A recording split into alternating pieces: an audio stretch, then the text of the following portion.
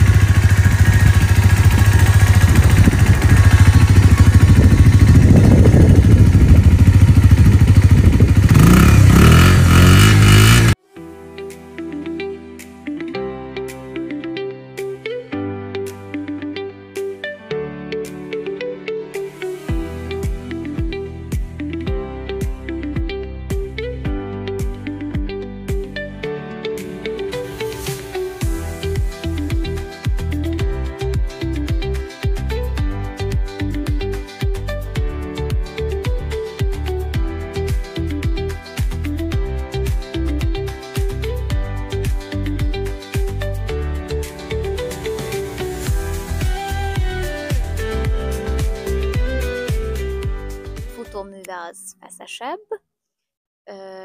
A kátyukat nem annyira szereti, viszont egyébként nagyon könnyű a súlya, úgyhogy amúgy döntögetni, kanyarogni viszont jó vele. Nem rángat sehol, és az a kis erő, ami van benne egyébként, az egy ilyen 5-6 ezres fordulattól jön meg, úgyhogy érdemes forgatni, hogyha valaki ezt használja.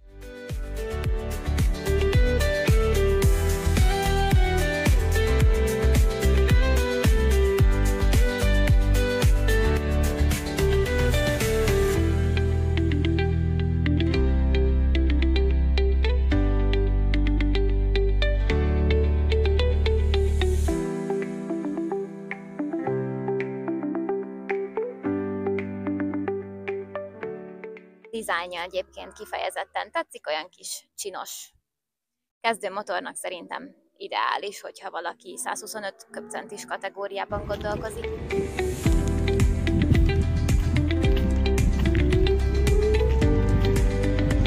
Most érkeztünk haza, volt egy ilyen 250 kilométeres körünk körülbelül. Elmentünk Dorogról Örkénybe, az Euroringre, utána át a Kakucsringre, és akkor onnan haza, mindezt így Budapesten keresztül. Nem pályáztam a motorral, mert a meghegyezésünk az így szól, hogy pályára nem visszük. Viszont a városi tapasztalatok azok nagyon-nagyon jók vele egyébként. Budapesten kifejezetten jól lehetett a kocsisorok között előre menni, észrevettek amúgy az autósok, lehúzódtak. Nagyon-nagyon kedvesek voltak most így, szóval, hogy így pozitívum volt ez az élmény is. Megindul egyébként azért, szóval, hogy sok átlag személyautóhoz képest jobban megindul mondjuk egy piros lámpánál való elindulásnál. Simán tartja a forgalom tempóját egyébként. Azt már lehet, hogy mondtam, de 111 volt a végsebessége alattam. Egyébként előzni is simán lehetett vele, annyi, hogy hát ugye fel kellett váltani. Volt olyan is, hogy egy autót, volt, hogy 3 is, szóval, hogy egy ilyen 90-95 fölött én mondjuk már nem kezdenék előzésbe vele, de mindenkinek ugye saját döntése. De azok az autósok, akiket kielőztünk, azok kb. 80-85-tel mentek, és simán, mondom így, a 3 autót egyszerre, és csak fel kellett utána váltani. Az egyhengernek a rázása az megvan, az továbbra is megvan, azért a futóműve az feszesebb, amikor vannak azok a útrészek, ahol így az nyomvájuk vannak, és az autóknak így a nyoma ott van, azt azért nem tompítja annyira, szóval ezt azért meg lehet érezni vele. Így most már 328 km van a motorban, most már kezd megszűnni ez a műanyagszag is, amit mondtam, szóval, hogy így valószínűleg tényleg ez csak a bejáratáshoz volt.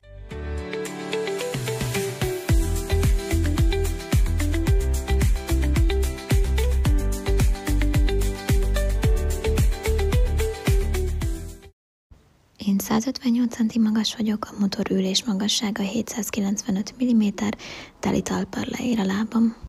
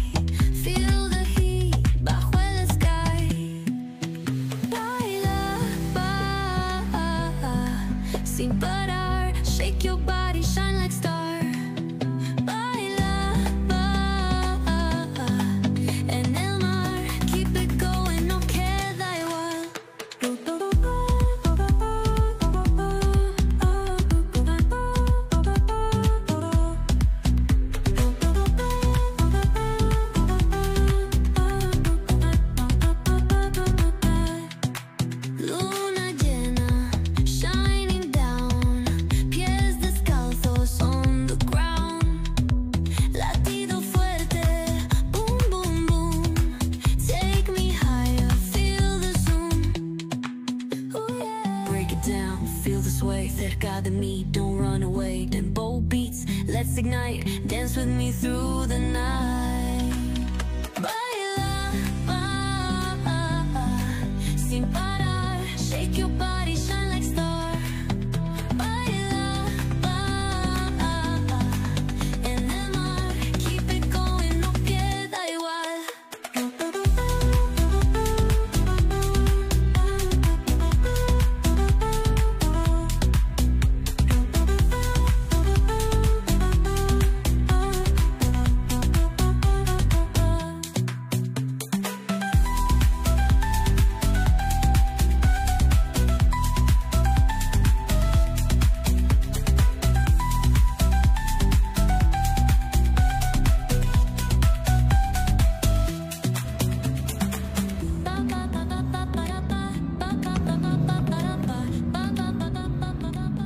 És én azt is hittem, hogy csak a bejáratásos időszak, és hogy azért nem fog annyira a fék vagy ilyesmi, de most már több mint 400 km van benne, úgyhogy így azért már ideje lenne fognia.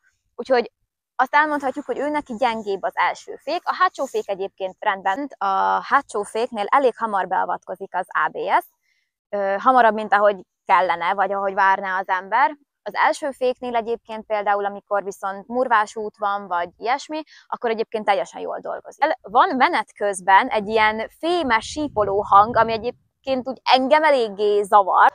Ami szerintem nagyon jól néz ki, az a Morbidelli, az indexelés, hogy így szépen megy a csík. Elől is egyébként, és hátul is, és nem csak szimplán villog. Az elővárosi közlekedéshez, a városi közlekedéshez nagyon tudom ajánlani, akkor is, hogyha valaki kezdő és kezdőmotornak venni A1-es kategóriát. Ha tetszett a videó, nyomj egy lájkot, és iratkozz fel!